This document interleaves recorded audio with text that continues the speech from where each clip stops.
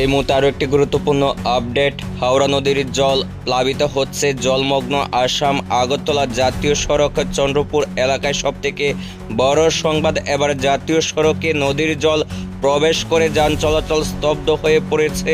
সবথেকে বড় সংবাদ, প্রশাসনের ব্যর্থতা নিয়ে প্রশ্ন তুলতে শুরু করেছে সাধারণ মানুষ। জানা যায়, বাড়িঘরে নদীর জল প্রবেশ করলেও প্রশাসন এখনও জায়গাতে আসেনি, উদ্ধার কার্য চালাচ্ছে না বলে অভিযোগ করেন স্থানীয় লোকজনরা। জানা যায়, হাওড়া নদীর জল বিপদসীমার উপরে বইছে, যার ফলে রাস্তা থেকে শুরু করে বাড়িঘর সব জায়গাতেই প্লাবিত হচ্ছে হাওড়া নদীর জলে।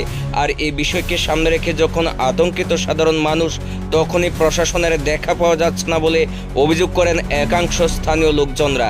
জানা যায়, আসাম আগরতলা জাতীয় সড়ক চন্দ্রপুর এলাকায় জলমগ্ন, যান চলাচল স্তব্ধ। জানা যায়, হাওড়া নদীর জল প্লাবিত হচ্ছে, বাড়িঘরে জল প্রবেশ করার পাশাপাশি রাস্তাতেও জল প্রবেশ করেছে। এই মুহূর্তে স্থানীয়দের অভিযোগ করার পর কিন্তু প্রশাসন তৎপরতার সঙ্গে নেমেছে উদ্ধার কার্যে।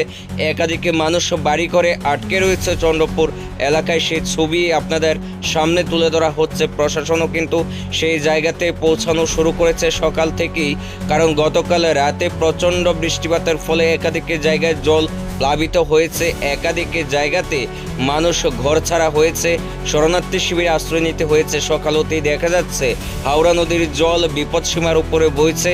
জলমগ্ন আগরতলা জাতীয় সড়ক, আগরতলা আসাম জাতীয় সড়ক, সেই সড়কও জল উঠেছে হাওড়া নদীর জলে।